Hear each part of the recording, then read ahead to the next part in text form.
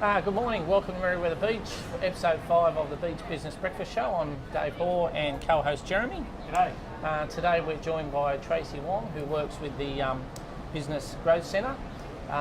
Just a reminder, Beach Business Breakfast, third Thursday of every month, 7:30 till 8:30am, $10 gets you breakfast and some informal networking opportunity to meet some new business contacts. So thanks for joining us, Tracey. Great, thank you. Beautiful weather you've brought with you, which is really good. So just tell us a bit about what you did before you got into work with the Business Growth Centre.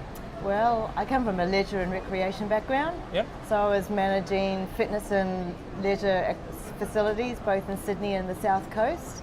Also involved with my partner in the golfing industry as well. So a bit different to Business Growth Centre. Yeah. A lot of similar things though to sort of achieve in sport or those sorts Absolutely. of things. You've got to have similar things in place. Yes, yeah, they're mostly healthy pursuits, and we cover all areas of the functions of business really. It's just in a different industry. Yeah. So just before we get on to that, with the golf, what did you do there? That's interesting.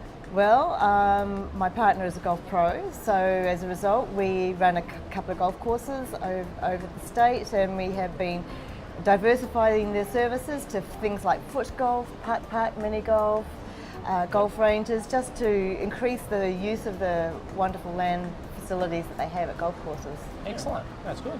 And so, all right, so Business Growth Centre, some people might remember it by a different name. Like, give us a quick snapshot of what that actually means. Well, the Business Growth Centre is a not-for-profit organisation set up by a number of successful business people as directors, and they really wanted to label their BEC region for Lake Macquarie in supporting small businesses and growing them, giving them the opportunity to be successful. So what sort of services do you provide to business? We provide a number of different services. We're first of all an incubator, so we have some small office spaces and industrial spaces available for commercial lease, and the great thing about them is that they're shorter terms, which is more manageable for startups and smaller businesses. Yep. And they're also in an environment where they're supported by mentors and other small businesses, so it creates more of a sense of community within that incubator environment, which is really nice. Okay. And then we also have support services, bookkeeping, receptionist, secretarial, mentoring services, and workshops and seminars for those people who become part of the incubator or memberships. Yep. We also do training as an RTO, and as an RTO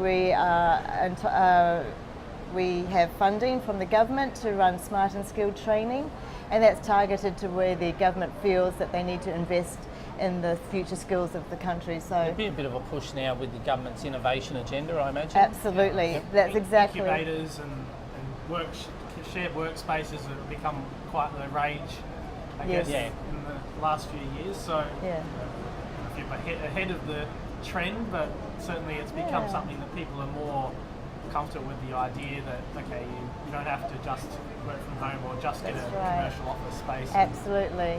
And it is hard to get commercial space when you're just starting out, with the sort of financial backing and you it's need. And a big commitment to take on a couple of year lease, which is required for commercial leases. And the great thing is you're not there on your own. You're not going into an office space feeling like this is the world and I've got to make it all happen just by myself. Yeah. It can be a lonely journey, I think, sometimes starting up your own business or running a small operation. And knowing that there are other people that you can just pop in and say, hello, what do you reckon about this idea is really supportive. A support group. One or two of the businesses that are sort of that are there now or recently come through, is there anything particular about them that? Well, they're very diversified. You can get people from trade backgrounds who are starting up, be it cabinet making or kitchens or plumbing or electricians. Then you've got some great inventors, people who are creating fantastic new inventions that will probably be country first in terms of using GPS and for all sorts of building industry and applications. And we also have people who are just like-minded souls who get together and create new businesses, like in the area of supporting childcare. Okay. And they have proved to be incredibly successful just because there was no support for childcare services. Yeah. So, you know, they all find their niche and they all come from very different backgrounds. How many businesses do you have at one time in the incubator? Well, there's about, I can't remember completely off the top of my head, there's about 20 or so small office spaces and about 13 industrial spaces. Yep. So some people take on more than one space depending on their, you know, their business needs. Okay, excellent. So with your previous background of you know, running businesses, what sort of marketing did you used to do that you found either worked or maybe didn't work that Oh, people well, can learn from? it's always easy to start with the things that didn't work Yeah. in marketing. They're the most useful lessons. Yeah, Well, exactly. As long as you learn you from know, them. my current manager says, you know, the first thing you know about marketing is half of it does work and half of it doesn't. You just don't know which half. Yes. Yeah. Well, I do remember in the leisure industry, swimming pools, and I was a pretty new kid off the block being a manager there, and we got the opportunity to advertise on radio, and we thought, this is great, what can we do? And we put this little ad together with children whinging to their parents about what do we want to do. It's in the holidays. Yeah, yeah. And we had a bit of fun putting a script together, and there's no sharks at the pool and things like that, no sand, but you know, we put it out there, but we got virtually no feedback at all about the advertisement at all. Yeah, whoa, a lot of creative energy there. One of those things, like you do an ad, put a call to action on it, and you don't get any result, and you wonder, well, did it do any good? You just never know, you know, it could be in the back of people's mind, or... I think you just don't the know. story there was too much story and script without sending an absolutely strong message straight up front, because in the same environment with golf, for instance, we put an ad together with a jingle and we changed the words to putt, putt, putt, putt, putt, putt, and everyone came back to us, oh, we've heard your ad on the radio, coming along for a party, and so the same medium, two different experiences. Yeah, I suppose the thing is, you just don't know. As they say, that half of advertising's wasted. You don't know which half. Just don't know which it's just half. You've got to test and that sort of thing. But you know, we've also had success with things like Facebook. Introducing foot golf, we decided to see if we could get 1,000 likes, just to see if we should even invest in this in the sport. And you know, within a week and a half, we had over 1,000 likes. Yeah. So it really does depend on the market that you're trying to appeal. We're recreation, people more likely to engage, I think, in that Facebook space. Yeah. And oddly enough, a lot of males, younger males, and we were quite surprised at the demographics, because we saw that mostly as a more female-orientated space, but completely wrong. Between those is like you managed to find a way to catch the interest and then get some activity out of which maybe the whinging kids ad is just like, oh, I've heard enough of that. Yeah, possibly. Or, you know, wrong time of the day or whatever. But, and Facebook's really very similar to that. You have to be interesting, otherwise people are just going to go, oh yeah, thanks for another ad. Yeah, it just becomes like wallpaper. So that's right. So with the incubator, do you guys give marketing support to the businesses starting out? Do you have like strategies and that sort we of help thing them for them? put the business plans together. They usually have their own business plans by the time they're ready to be hiring a space, but we, through our RTO and our support services, we can actually help them put a business plan together that can be funded. So a skill set of building a business plan can be put together, and normally that would take around 20 odd sessions, 10 to 20 sessions with a mentor if you do it one-on-one. If you're prepared to go and do some yourself, obviously it will take a bit less. And the great opportunity there is that by the end of it, you know where your business is heading and how you're going to get there. Yeah. So describe a typical day. What's a typical day for someone running a business incubator? Well, so, like yesterday, you're here with us at our beach business breakfast. Well, a typical day for me would be, oddly enough, the networks are largely in the morning, so that's a great opportunity to tell people about the Business Growth Centre, and it also will hopefully result in people understanding more about what the government and what funding is available to businesses. And then there's also, I usually go back and follow up on the contacts that I've made and made sure that I've made a connection with those people. Yep.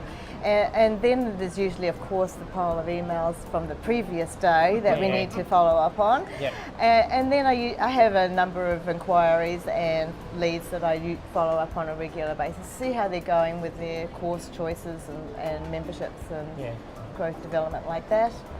May see a few new people. Yep. You help organise the business awards too?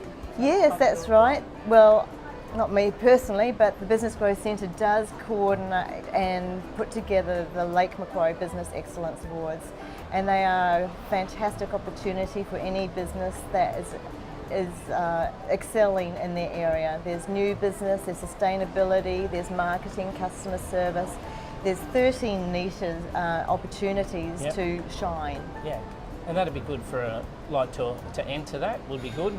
To win it would be even better, I suppose. Absolutely. But even to say you've entered. The process of entering is, without a doubt, the feedback we get is worthwhile. Yeah. You learn so much about where you are and where you are heading. It's almost like doing a business plan. Yeah. So that's worthwhile. But of course, yes, if you are successful, and we have obviously people who have been successful, and they do find that people come to them because they've got that award under their profile above that's their commitments. Absolutely. They've been acknowledged and recognised for their level of excellence. Yeah. No, that's good. That's good. And when do they happen? What's the time frame for those? Well, you have applications due at the end of May. Yep. They're judged over the month of June, and then the awards are in July. Yep. And all the information regarding that is on the Business Growth Centre website, and they have their own website for the awards as well. Yeah. And you can see previous winners and what they've done. And excellent. It's great feeling. It's a real sense of camaraderie and community there. Yeah. So what's the best bit of business advice you've ever been given? Well, I decided to buy a package of how to improve business for my husband, actually. And I decided, through his lack of motivation, to put them on the screen on the TV and watch them, make him sit down while watching this. Yeah. And I think one of the first lines was, you don't know what you don't know. Yeah. And it seems to me so true, because you don't know what you don't know, and it teaches people to be open-minded to, there is always something to learn, and I think that to me is one of the best things to learn in business, is just keep your mind open, because sometimes if we're a bit closed, you're actually closing off opportunities as well. Yeah, and I think that's the benefit of having like a network of people like at the Beach Business Breakfast or the other ones you're involved in. Absolutely. There's other people around. Like, you can't make all the mistakes in business or life yourself, but you can learn from others, and you can talk to others about their experiences. And if you're doing a website with Jeremy's company, probably the world's best web design and hosting company, or you want some other service, you can talk to people about what their experiences are and learn from those. So the more open you are, the more successful you'll be.